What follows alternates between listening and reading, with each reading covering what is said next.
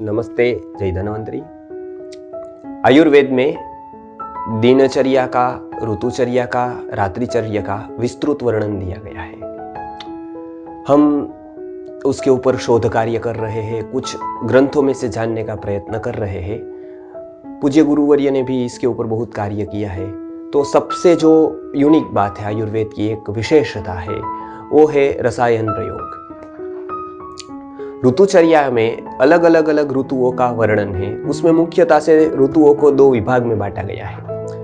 एक विभाग है आदान काल और दूसरा विभाग है विसर्ग काल। आदान काल का अर्थ यह होता है कि आदान करना, मतलब प्राप्त करना। तो प्राप्त करने की जो ऋतु है वो आदान काल कहा जाता है। उसमें शरीर में शक्ति का संचय करना होता है और वो जो संचय की हुई शक्ति है वो पूरे साल तक हमारा स्वास्थ्य अच्छा रखती है, रोगों के प्रति लड़ने की क्षमता देती है। तो वही शक्ति रोगों के सामने लड़ने की क्षमता का विकास करती है। तो ये इसके लिए आयुर्वेद में सालों हजारों साल से रसायन प्रयोग का वर्णन आता गया है और लोग उसको अपनाते गए हैं और उसके परिणाम मिलते गए हैं। तो आयुर्वेद में विभिन्न ग्रंथों में, आयुर्वेद अष्टांग आयुर्वेद है, उसमें से 7वां अंग ही रसायन नाम का अंग है। तो रसायन मतलब जो शरीर को पुनर्नवजीवित करे। शरीर के जो सेल है वो घिसकर जो नष्ट हो गए हैं, वो सेल जो पुनः उत्पत्ति वो सेल की होती है, उसमें ज्यादा जल्दी उत्पत्ति करे और अधिक अच्छी तरह से वो सेल को बनाए। इसके लिए आयुर्वेद में एक रसायन प्रयोग बताया गया है। साथ में वात, पित्त और कफ तीनों दोषों को समान रखने में जिसकी बहुत बड़ी भूमिका है वो रसायन प्रयोग की है। और रसायन प्रयोग करने से कायाकल्प होता है, ऐसा भी आयुर्वेद में बताया गया है कि शरीर में वो शक्ति का निर्माण होता है जो रोगों के सामने लड़ सके। तो ऐसे बहुत सारे रसायन प्रयोग बताए। कुटी प्रावेशिका भी है, चरक चिकित्सा स्थान में भी बताया है और वाग्भट ने खास करके अष्टांग हृदयम में उत्तर स्थान में 39वें अध्याय में रसायन प्रयोग का वर्णन किया गया है। अनेक प्रकार के रसायन का प्रयोग का वर्णन वाग्भट में उत्तर स्थान के 39वें अध्याय में किया गया है। पूज्य गुरुजी ने और हरड़ीकर दादा ने दोनों ने एक प्रयोग बताया है रसायन का, जो वसंत ऋतु में करना होता है। मतलब ये ऋतु अब शुरू हुई है, लक्षण के हिसाब से अभी वसंत शुरू हुई है, अभी शिशिर उसको कह सकते हैं। तो शिशिर के अंत पर वसंत से शुरुआत में ही वसंत, पूरी वसंत ऋतु 2 महीने तक ये प्रयोग हम कर सकते हैं। तो क्या करना है ये प्रयोग में, जैसे कि हमको शरीर की शुद्धि हो और शरीर पुनः नवचेतना शरीर में आ जाए, शरीर स्वस्थ बन जाए और पेट मतलब कि जो उदर कहते हैं वो हमारा अच्छा रहे, हमारी चेतना, हमारी स्फूर्ति, हमारा याददाश्त वो सब अच्छा रहे। इसके लिए आयुर्वेद में विद्यात् सर्वम रसायनम ऐसा करके ये सब रसायन प्रयोग के गुण बताए हैं। तो ऐसे तो बहुत सारे रसायन प्रयोग है, लेकिन एक अद्भुत प्रयोग जो गुरुवर्य और हरड़ीकर दादा ने बताया है वो मैं अभी बताना चाहता हूं। तो उसमें आपको ये करना है कि वसंत ऋतु में शुरुआत से ये प्रयोग कर सकते, कभी भी शुरू कर सकते हैं।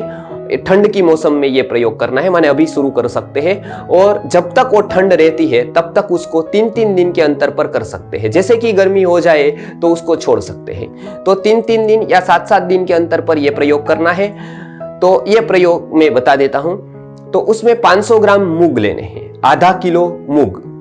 वो मूंग का जैसे हम उबालते हैं उसको उबालना है मूंग को, जैसे कि हम सब्जी बनाने के लिए मूंग को रखते हैं उसको उबालते हैं, तो उबालना है मूंग को।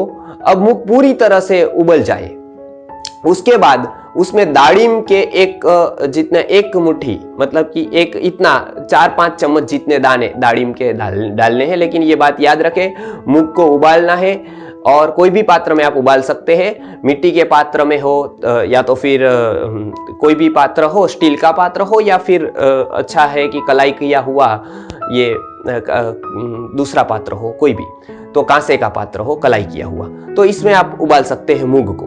तो मूंग को उबालकर आधे घंटे, मतलब 15-20 मिनट या आधा घंटा लगेगा मूंग को उबालते उबालते। मूंग जब पूरी तरह से उबल जाए तो उसमें एक मुट्ठी भर या तो 4-5 चम्मच जितने दाड़िम के, अनार के दाने उसमें डालने हैं और 2 चम्मच आंवले का चूर्ण डालना है। ये सब मिक्स करके सुबह 9-10 बजे ले लेना है। उसके बाद हो सकता है तो दोपहर भोजन नहीं करना है, सीधा शाम का ही भोजन करना है। ये रसायन प्रयोग सादा है, एकदम सादा सिंपल है। तो 3 दिन के अंतर पर या 7 दिन के अंतर पर भी इसको कर सकते हैं, पूरी वसंत इसको कर सकते हैं। तो केवल 3 वस्तुएं मैंने बताई, वो याद रखें। एक तो मूंग है, वो 500 ग्राम लेना है, आधा किलो। आंवले का चूर्ण 2 चम्मच है, और दाड़िम एक मुट्ठी भर, दाड़िम के दाने मतलब अनार के दाने एक मुट्ठी भर है, 5-6 चम्मच जितने होंगे। ओ तीनों अलग अलग रखकर पहले मूंग को उबालना है पानी में, यथावश्यक पानी ले।